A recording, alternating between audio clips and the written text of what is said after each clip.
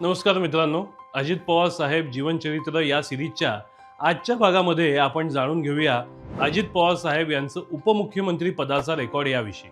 अजित पवार यांच्या नावावर महाराष्ट्रात उपमुख्यमंत्री पदाचा वेगळाच रेकॉर्ड आहे। दिनांक 11 नोव्हेंबर 2010 रोजी ते पहिल्यांदा महाराष्ट्राचे उपमुख्यमंत्री झाले। त्यावेळी काँग्रेस राष्ट्रवादी आघाडीचे सरकार होते आणि मुख्यमंत्री होते अशोक चव्हाण, नंतर पृथ्वीराज चव्हाण।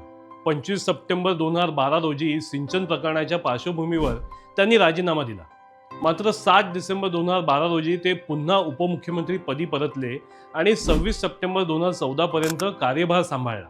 महाराष्ट्राच्या राजकारणातील सर्वात चर्चेत असणारा पहाटेचा शपथविधी 23 नोव्हेंबर 2019 रोजी त्यांनी देवेंद्र फडणवीस यांच्यासोबत उपमुख्यमंत्री पदाची शपथ घेतली। हे सरकार केवळ सुमारे 80 तास टिकले आणि 26 नोव्हेंबर 2019 रोजी त्यांनी राजीनामा दिला।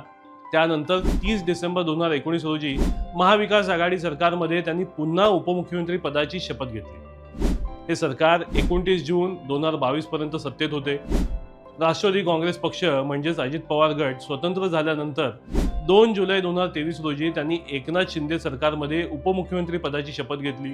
त्यानंतर ते जुलै 2023 मध्ये देवेंद्र फडणवीस यांच्या सरकारमध्ये पुन्हा उपमुख्यमंत्री बनले। अजित पवार साहेब म्हणजे महाराष्ट्रातील राजकारणाच्या इतिहासामध्ये 6 वेळा विक्रमी उपमुख्यमंत्री असलेले नेते। धन्यवाद।